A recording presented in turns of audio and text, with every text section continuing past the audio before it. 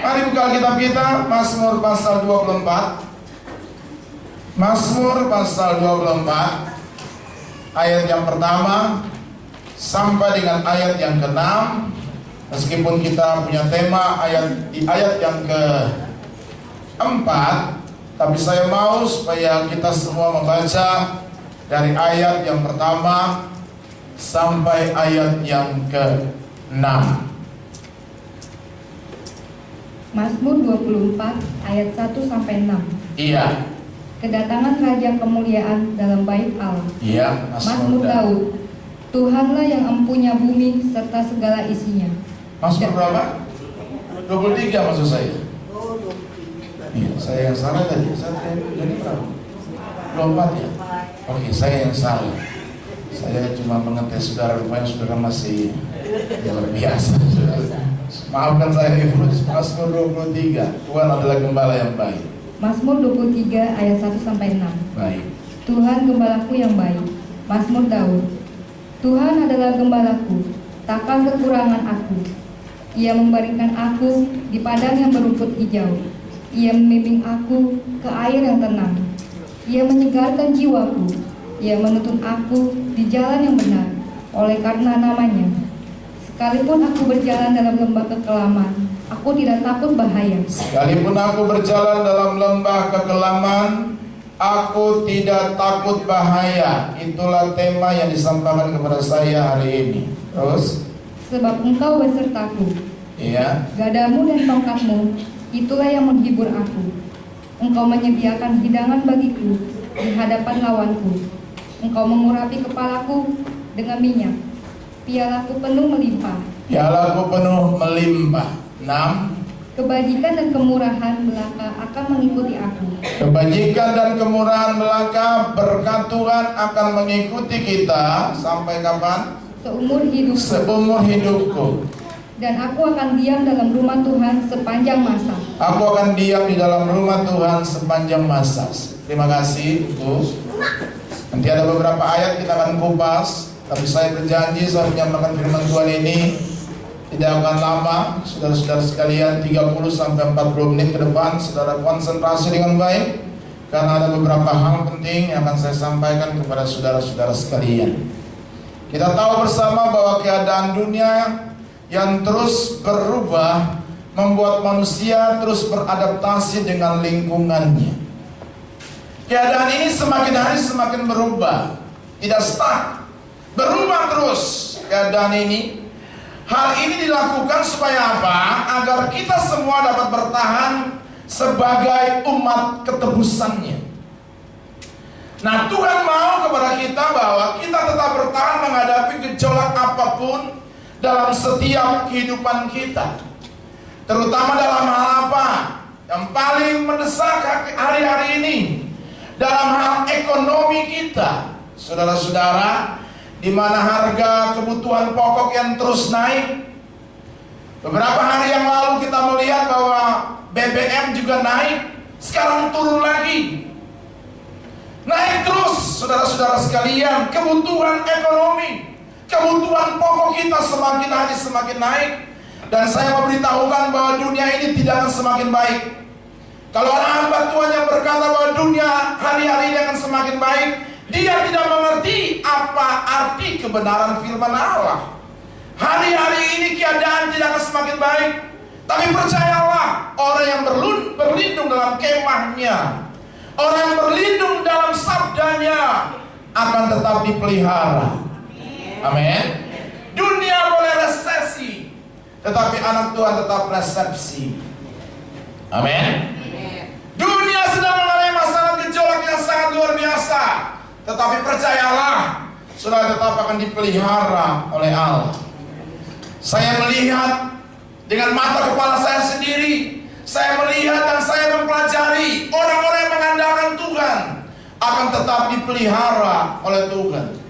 Orang yang menjadikan dia sebagai gembala yang baik, the Lord is my shepherd, adalah orang-orang yang berjalan dalam tuntunan firman-Nya. Dan lihatlah, orang-orang tersebut adalah orang-orang yang dipelihara dan hidup dalam berkat-berkat Tuhan yang besar.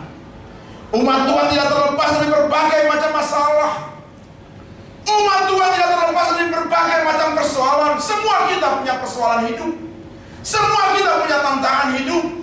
Semua kita punya masalah-masalah yang terjadi dalam kehidupannya. Tapi Alkitab berkata dalam Yeremia pasal 17, berbahagialah orang mengandalkan Tuhan, karena dia akan tetap diberkati dan dipelihara oleh Tuhan. Tetap jaga hidupmu sedemikian rupa di hadapan Allah, karena itu janji Tuhan yang luar biasa bagi setiap kehidupan kita. Dalam Mazmur pasal 23, minimal ada 3 perkara penting yang akan saya sampaikan kepada saudara-saudara dengan lantang pada siang hari ini. Tuhan adalah gembalaku, takkan kekurangan aku. Itu berarti bahwa di dalam Tuhan ada janji kenyamanan. Katakan bersama dengan saya, janji kenyamanan. Janji kenyamanan. Saudara percaya bahwa Tuhan menjaga kita dengan sempurna? Amin. Di dalam Tuhan adalah nyaman. Di dalam Allah terpelihara apa yang kita lakukan. Nyaman. Kalau saudara tahu bahwa gembala di Israel itu punya tongkat. Satu tongkat gembala itu ada di ujungnya itu ada semacam apa itu? Semacam payung begitu, saudara-saudara sekalian. Tujuannya apa? Gembala itu selalu di depan. Di Israel sana gembala itu selalu di depan dan domba itu selalu di belakang. Nah, lihat betul. Kalau domba yang baik, kalau dia terus ikuti apa yang dituntun oleh gembalanya, maka saya percaya domba itu nyaman sekali adanya. Kalau domba itu sudah mulai keluar daripada rombongan, maka gembala yang baik akan berkata begini, ya pukul, ya keluarkan supaya ada dalam relnya tersebut. Maksudnya apa, Pak? Kalau engkau terus berjalan dalam kebenaran firman Tuhan, nyaman hidupmu. Maksudnya apa? Kalau domba itu mencoba-coba keluar dari jalur, maka domba itu merasa tidak akan pernah nyaman. Dia tidak pernah mengikuti tuntunan gembalanya. Arti rohaninya apa, Pak? Kalau engkau jadikan Tuhan gembala yang baik, the Lord is my shepherd, I shall not want. Tuhan adalah gembala yang baik, takkan kekurangan aku. Kita tidak akan pernah mengalami kekurangan kalau kita jadikan dia sebagai gembala kita yang agung dan mulia. Gembala yang baik pasti menjaga kawanan dombanya. Dan saya percaya saudara, domba-domba yang setia hidupnya dalam firman Allah tetap nyaman dan terpelihara hidupmu. Amin, saudara. Itu janji Allah dalam menjadikan Yesus Kristus sebagai gembala yang baik. Nyaman. Apapun yang saudara makan tetap nyaman. Apapun yang saudara makan tetap nyaman. Tadi sebelum kesini, saya makan dulu di situ. Saya tidak pedulilah, saya mau makan yang hebat atau makan warteg, makan bakmi di pinggir jalan juga saya tetap merasa nyaman. Waktu saya mau masuk mobil, mobilnya Pak Handi, saya agak malu juga sebenarnya. Mobilnya dia lihat saya tadi itu. Biasanya kan kita masuk makan di restoran mewah kan, tapi saya punya pikiran gini, biarin dah, supaya dia tahu bahwa saya ini makannya apa aja. Nyaman. Kalau saya makannya udah biasa di mana-mana tempat, saudara. Lalu Pak Markus kan mesti makannya di high class, bintang 4 dan bintang 5. Kalau saya ini di mana saya nyaman, saudara-saudara sekalian. Saya tidur di Metro Mini pun nyaman. Kalau beliau mesti spring bed, apa tuh namanya? Yang kemarin itu apa tuh? Elite. Saya juga sudah pernah merasakan itu, spring bednya dikirim ke Bogor. Saya dapat loh pada waktu itu. Waktu Ibu Agustin punya adik mengirim itu spring bed ke Bogor dalam rangka ulang tahun kami, dia kirim ke Bogor sebagai hadiah utama. Saudara-saudara sekalian, apa sih namanya? Elit ya? Apa ya hadiah? Ya Kardin. Dia bilang ini 6 juta ya harganya ya. Waktu dibuka, nama saya keluar. Waktu ditarik, nama saya keluar. Wah, saya nggak tega untuk ambil. Jemaat-jemaat kami kan di bawah rata-rata miskin. Sudah-sudah sekalian, akhirnya dibuka lagi. Akhirnya memang Tuhan tuh kalau memberkati orang tepat pada sasaran. Sudah bisa bayangkan yang dapat itu adalah orang yang punya rumah cuma 2x3, dan dia baru nggak punya apa-apa, dia baru dapatkan spring bed bekas yang sudah timbul paku-pakunya, dan dia dapat itu barang, masuk di situ juga dengan setengah mati susahnya. Tapi memang Tuhan kalau menolong itu luar biasa, tepat pada waktu sasaran. Dia tidur yang saya percaya nyaman bener. Kalau saya mau tidur di mana nyaman, di mana saya nyaman. Di metro mini bisa tidur, di kereta bisa tidur, di pesawat apalagi. Orang pada takut kan naik pesawat kan. Dulu saya takut, sekarang udah nggak lagi. Saya tahu bahwa mati hidupku ditentukan bukan karena pesawat dan gelombang-gelombang masalah-masalah seperti itu. Tuhan pasti memberikan kenyamanan bagi setiap kita. Amin. Dulu saya takut kalau naik pesawat. Aduh, saya lagi baca koran ya. Tapi kalau sudah mulai goyang-goyang begitu, saya langsung tutup koran, saya berdoa. Sekarang saya baca-baca aja. Dulu kalau saya baca koran gitu ya, pesawat lagi naik jalan begitu ya, goyang-goyang begitu ya, saudara-saudara sekalian, itu saya ganti korannya dengan baca Alkitab. Takut. Kenapa saya tidak menjadikan Tuhan kenyamanan hidupku? Sekarang nyaman saya mau kemana tenang aja. Papua itu sudah berapa kali saya pelayanan di sana loh saudara. Saudara boleh pergi di Indonesia ini, awan-awan yang paling besar itu Papua. Papua itu goncangannya luar biasa. Sudah tidak terhitung pelayanan saya ke sana. Sudah mungkin 20 kali saya ke sana. Ada kadang-kadang sudah tembus kelewatan, landasannya naik lagi. Susah, tembus mau turun, kelihatan landasannya dia naik lagi. Kayak begitu. Diujinya kayak begitu loh Bapak Ibu. Dulu takut, sekarang enggak lagi. Kenapa? Saya sudah jadikan Tuhan kenyamanan hidup. Saya pikir kalaupun saya mati juga tidak apa-apa. Memang kita juga diciptakan untuk mati kok. Tapi kan kasihan istri di rumah, gitu. Belum siap, dia belum siap jadi janda. Saya juga belum siap jadi duda. Saya harus menjadikan Tuhan segala-galanya dalam hidup. Saya makan di mana saya nyaman, saudara.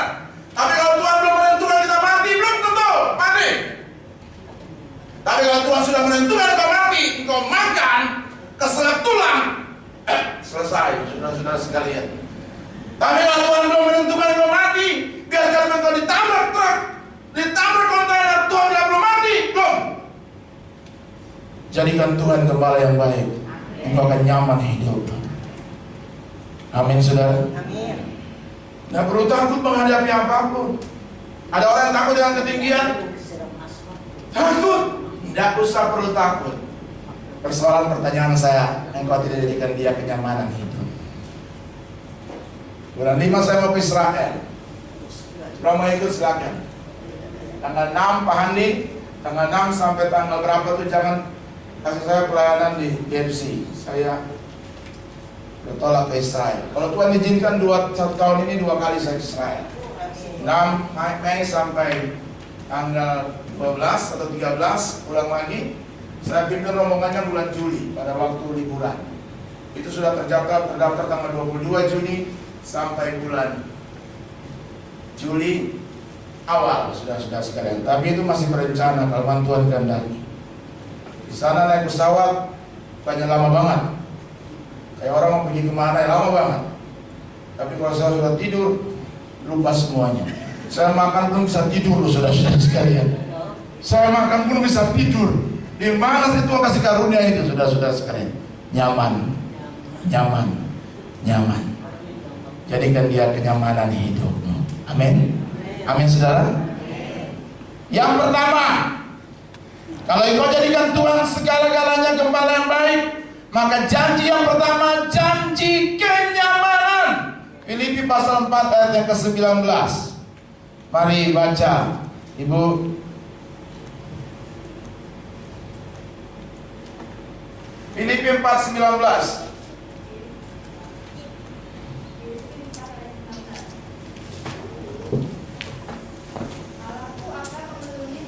Allahku akan memenuhi segala keperluanmu menurut kekayaan dan kemuliaannya dalam Kristus Yesus.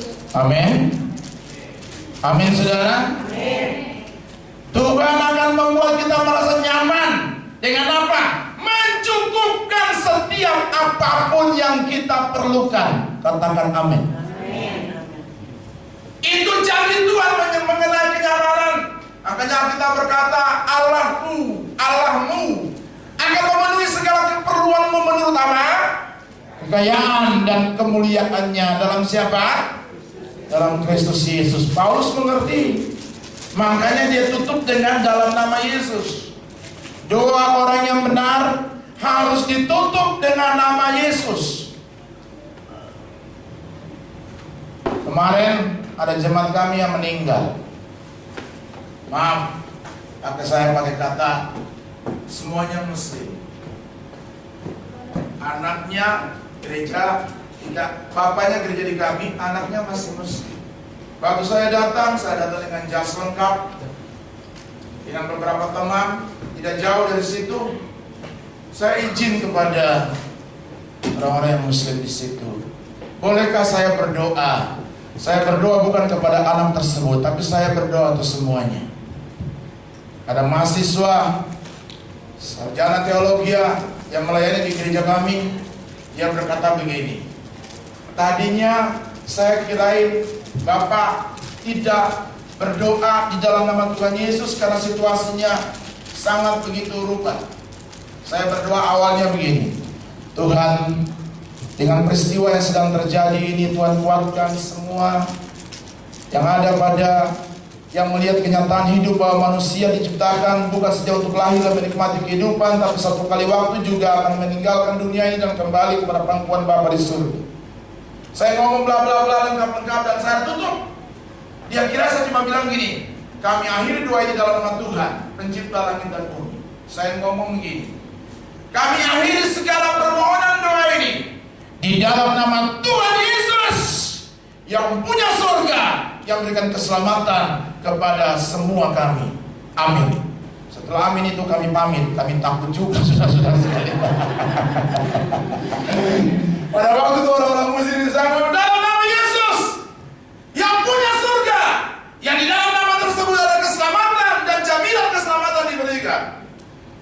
Secara roh saya berani, secara jasmani ada lihat-lihat masalah-masalah itu ngeri juga. Makanya ada orang Ambon, saya bilang bawa aja, kalau ada apa-apa biar dia turun dulu. Saya kabur. Bukan masalah orang Ambonnya, tapi saya mau kasih tahu bahwa di dalam Tuhan ada kenyamanan. Tuhan pasti menjaga. Bapak di surga berfirman begini, kalau engkau malu mengakui aku sebagai Tuhan Yesus, sebagai Tuhan dan Juru Selamat, ingat, aku juga akan malu mengakui engkau sebagai anak di hadapan Bapakku di surga. Jadi orang Kristen nggak perlu malu ya. Mau doa aja malu ya. Doa aja. So, ada berapa kali kan saya makan dengan Pak Handi, makan dengan Ibu Agustin, Ibu Fatima segala macam. Kalau kita doa aja, nggak perlu dengan orang sekitar. Sebodoh amat. Yang kenyang-kenyang kita nggak ada urusan dengan orang lain, kita doa aja. Ya dia juga seenaknya kalau doa. Yang kita cuma doa aja. Ada orang yang doa malu-malu. Malu-malunya gimana? Pura-pura jatuh di sendok dulu. Sendok jatuh baru, Tuhan berkati makanan ini, amin. Lu malu banget. Nggak usah perlu malu. Tuhan menjaga kita dengan sempurna. Dalam Tuhan ada kenyamanan, amin. Kalau engkau jadikan Tuhan gembala yang baik, ingat baik-baik janji yang pertama. Janji apa? Kenyamanan. Amin, saudara. Yang kedua, janji apa, Pak? Mazmur pasal 23 ayat yang keempat. Ini tema kita. Yang kedua, janji keamanan. Ayat 4, Bu. Mazmur 23 ayat 4. Sekalipun aku berjalan dalam lembah kekelaman, Sekalipun aku berjalan dalam lembah kekelaman, aku tidak takut bahaya. tidak perlu takut. Kenapa, Bu? Sebab engkau besertaku. Immanuel, Allah menyertai. God with us. Terus, Gadamu dan tongkatmu, itulah yang menghibur aku. saya mau beritahukan bahwa Tuhan tidak akan pernah membiarkan domba-dombanya berjalan sendiri. Tadi yang saya kasih tahu, Tuhan tidak akan pernah membiarkan domba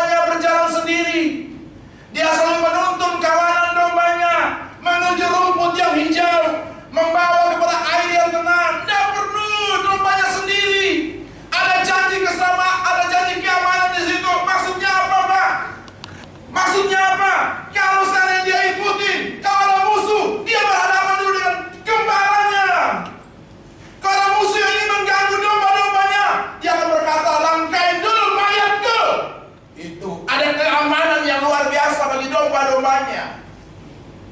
Gada dan pedang tongkatmu itulah menyertai aku. Aku tidak akan pernah takut bahaya. Kenapa? Ada gembala yang siap 24 jam menjaga kawanan dombanya. Ada janji keamanan yang sangat luar biasa. Kemanapun engkau pergi, ingat baik-baik, Tuhan pasti menjagamu. Enggak usah perlu bawa security, enggak usah perlu bawa keamanan. Kita punya malaikat yang luar biasa. Mazmur 91 jelas berkata di sana, bukan? Amin. Ibu, kita baca itu. Mazmur 91 luar biasa. Tuhan berfirman luar biasa, Mazmur 91 sebagai pegangan hidup saudara-saudara sekalian hari-hari ini. Silakan Bu, mulai dari ayat yang mana? Pertama mulai. Banyak banget tuh ya. Sebentar saya lihat dulu. Mazmur 91 ayat yang pertama mulai dulu. Mazmur 91 ayat pertama. Iya. Dalam lindungan Allah, Iya. orang yang duduk dalam lindungan yang maha tinggi dan bermalam dalam naungan yang maha kuasa Iya. akan berkata kepada Tuhan, Ya. tempat pelindunganku dan kubu pertahananku, Allahku yang kupercayai. Allahku yang kupercaya, tempat kediamanku, kubu pertahananku. Kedua, tiga. Sungguh, dialah yang akan melepaskan engkau dari jerat penangkap burung, dari penyakit sampar yang busuk. Tidak akan pernah orang Kristen yang percaya sesungguhnya ada penyakit yang menghantui hidupnya. Katakan amin. Empat. Dengan kepaknya, ia akan melindungi engkau. Di bawah sayapnya, engkau akan berlindung. Kesetiaannya ialah perisai dan pagar tembok. Luar biasa. Terus Bu, Engkau tak usah takut terhadap kedahsyatan malam, gak usah perlu takut terhadap apapun, terhadap panah yang terbang di waktu. Maksudnya siang dan malam engkau tidak perlu takut bahwa Allah adalah Allah sumber segala perkara akan menjaga saudara sekalian. Nah, terhadap penyakit sampar yang berjalan di dalam gelap, iya. terhadap penyakit menular yang mengamuk di waktu petang. Nggak usah takut. Terus, Walau 1000 orang rebah di sisimu tadi lagu tadi, walau 1000 orang rebah di sisimu, dan 10.000 di sebelah kananmu, tetapi itu tidak akan menimpamu. tidak akan pernah menimpa kita. Tuhan jaga kita dengan sempurna. Terus 8. Engkau hanya menontonnya dengan matamu sendiri dan melihat pembalasan terhadap orang-orang Iya, fasik. ya. Kalau ada orang yang tidak beres dengan kita, dia bukan berhadapan dengan kita saja, tapi dia berhadapan dengan Allah. Alkitab berkata engkau menjadi penonton saja. Ada orang coba mengutak hati kita. Ingat baik-baik, engkau biji mata Allah. Dan orang tersebut bertanggung jawab bukan dengan engkau saja, bertanggung jawab dengan Tuhan. Karena engkau itu biji matanya Allah. Amin. Engkau juga jadi penonton saja. Dan lihatlah, pembalasan terhadap orang-orang fasik itu bagian Tuhan. 9. Sebab Tuhan ialah tempat pelindunganmu, yang maha tinggi telah kau buat tempat perteduhanmu. Iya. Malapetaka tidak akan menimpa kamu, dan tulah tidak akan mendekat kepada kemahmu. Amin, saudara. Pegang Mazmur 91 ini dalam hidup saudara. Tidak ada yang namanya penyakit, tidak ada yang namanya malapetaka. Yeremia 29 ayat yang ke-11 berkata gini, rancanganku atasmu bukan rancangan kecelakaan, tapi rancangan yang baik, masa depan yang gilang gemilang. Dengar baik-baik, ada janji keamanan yang sangat luar biasa bagi engkau yang mengandalkan kuasa Tuhan. Amin. Anak-anak muda, ingat ini. Jangan perlu takut. Suami-suami, istri-istri, kalau malam-malam engkau bangun untuk buang air kecil, nggak usah bangunkan suamimu.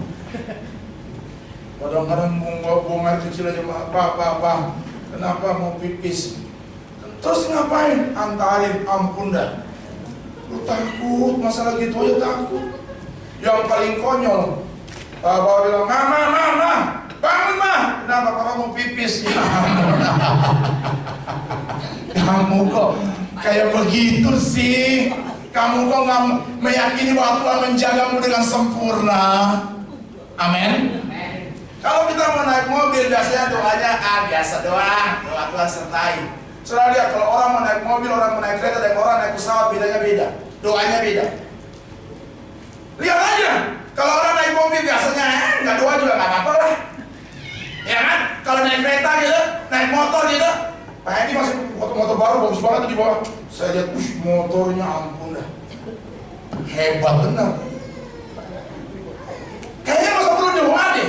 Saudara lihat, perhatikan, orang-orang yang naik motor, mobil, ya kalau kita sih pasti doa lah. Kadang-kadang orang naik motor ya biasa lah, Tuhan masih jaga. Nah biasa lah. Kalau orang naik pesawat itu biasanya doanya panjang banget tuh. Orang yang naik pesawat biasanya doa panjang. Orang yang tidak tahu berdoa, dia akan berdoa, pintar banget berdoanya. Orang-orang, kalau saya di gereja, ibu doa, silakan doa. Bukan bagian saya. Biar ada majelis aja doa ya. Kalau masalah baik, coba kalau suruh naik pesawat, ampun deh. Doanya lama amat. Apalagi kalau goncang-goncang gitu, bahasa roh segala macam.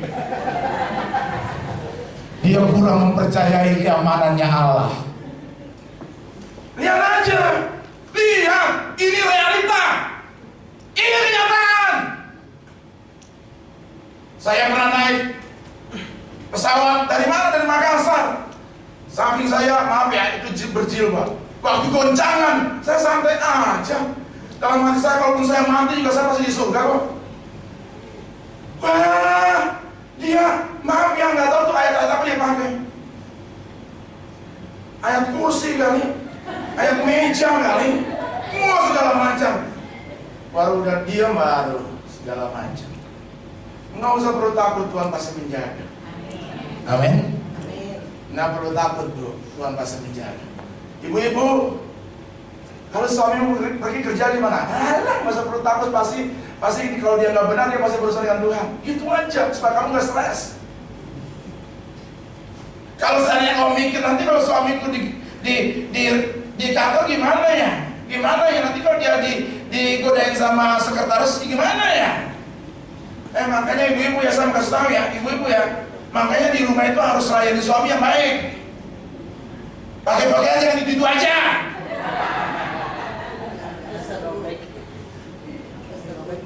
Kalau seandainya suami tergoda dengan sekretaris di kantor, kamu juga yang salah. Kenapa? Bagaimana dia tergoda ya suaminya wangi, sekretaris di kantor juga wangi kayak gitu, wangi, neces, hebat penampilannya. Sementara di luar ya ilah, tuh dasar itu lagi loh. Pulang ketemu lo gitu lagi. Pakai antena parabola kemana-mana. Semua tidur seram pakai ketipu di mata. Gila lo. Yang kayak gitu ya bagaimana suamimu nggak tergoda? Tahu nggak lo?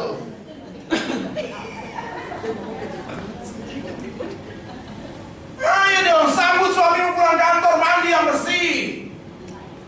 Kasih wangi-wangian yang enak. Hari ini kamu beda ya? Iya Pak, pakai minyak wangi. Dari mana? Utang Pak. Kalau seandainya suamimu ngaco, saya cuma masalah-masalah sederhana. Mungkin kamu yang nggak jaga diri, kamu nggak jaga hidup sebaik mungkin. Dia bisa tergoda. Coba kalau di kantor, Mas, Pak, sudah ngopi? Enggak pernah tawarin kopi. Sudah sarapan? Enggak pernah kasih tahu sarapan. Itu Pak, mau pipis, itu kamar mandinya. Dia ambil. Kalau enggak, Mah bisa minta teh, ambil sendiri. Bagaimana nggak bisa tergoda dengan masalah-masalah kayak gitu? Tapi orang Kristen serahkan sepenuhnya kepada Tuhan. Anak Tuhan serahkan ya. Kalau dia ngaco, dia macam-macam, dia berurusan dengan Tuhan. Amin. Haleluya. Kasih tepuk tangan dulu ya bagi orang itu. Karena engkau jadikan Tuhan segala-galanya, gembala yang baik, engkau tidak perlu takut. Kalau dia macam-macam, dia berurusan dengan Tuhan. Aku udah serahkan hidupmu ya. Nah, ada orang ada suami-suami kan, pergi ke kantor cium. Nah, jalannya, di sana dia cium juga, gila bener. Di kantor dia cium. Sampai dari cium tangan sampai cium segala macam. I love you Bang, I love you Bang. Sana dia juga katanya I love you juga. Hati-hati ya. Suami-suami, jangan lihat saya kayak gitu. Bertobat kalau engkau ada dalam posisi seperti itu. Amin. Ibu-ibu di sini saya tahu mereka tukang doa loh, hati-hati loh. Kalau seandainya ditegur sama pendeta, kamu harus ban-ban kamu sial. Kalau ditegur sama Tuhan, waduh bahaya lo. Kalau ditegur sama pendeta lewat firman-Nya, ditegur sama Pak Edi, ditegur sama Pak Markus, ditegur sama Samuel, kamu bersyukur. Palingan cuma dimarahin sama istri, selesai. Tapi kalau ditegur sama Tuhan, ICU lo, tahu dah.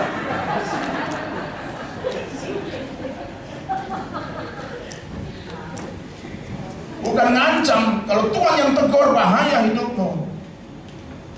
Udah pernah dicium trombon belum? Janji berkat itu ya, janji. Yang kedua adalah janji keamanan. Dengan kata lain, kita akan tetap dipelihara oleh Tuhan.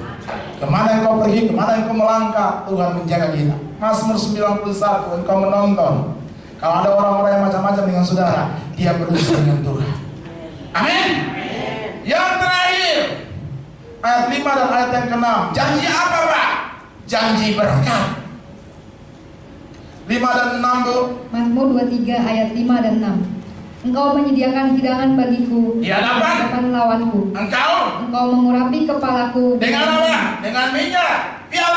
Pialaku penuh melimpah. kebajikan. Dan kemurahan belaka akan mengikuti aku seumur hidupku. Kemana kita berada, berkat Tuhan mengikuti kita. Kemana saja kita berada, berkat Tuhan mengikuti kita. Amin. Makanya seringkali tidak pernah bosan saya katakan ini. Yang benar orang Kristen cari berkat atau berkat cari orang Kristen? Berkat cari kita. Ayat 6 berkata kebajikan dan kemurahan belaka mengikuti kita. Pergi ke sini ada berkat, pergi ke sini ada berkat, pergi ke Betani ada berkat, pergi ke KFC ada banyak berkat di situ. Pulang juga dapat angpau. Haleluya. Enggak. Saya nggak nyinggung loh, saya cuma nyindir aja. Saya kirimnya yang Ivacoy, saya kirim semuanya ya. Cuma jemaat saya nggak tahu nomornya. Saya kirim ke Pak Markus juga saya kirim. Karena beliau kan pintar bahasa Inggris, meskipun saya Inggrisnya biasanya saya kirim pakai bahasa Inggris saja. Kepada Pak Henry juga saya kirim pakai bahasa yang tadi tuh. Mau Ivacoy apa segala macam. Meskipun nggak ngerti bahasa Mandarin, saya cuma ngerti bahasa Mandarin cuma apa? Wah, puceng seni. Itu doang. Kalau kamu mendengarkan firman Tuhan, aku bernubuat demi namamu, aku sudah mengusir setan demi namamu. Tapi kalau hidupmu nggak benar, Tuhan berkata, oh pucet sedih, aku nggak kenal kamu. Ayo berkat Tuhan menyertai kita. Sampai kapan, Pak? Sampai selama-lamanya. Waktu Tuhan Yesus naik ke surga, Dia berkata kepada murid-muridnya, pergilah, jadikanlah semua bangsa muridku. Baptislah berkat nama Bapa, Anak dan Roh Kudus. Dan aku menyertai kamu, menjaga, memelihara, memberkati kamu senantiasa sampai kapan? Selama-lamanya. Gong Ivacoy, Tuhan memberkati kita sekalian. Amin. Terima kasih, Bu.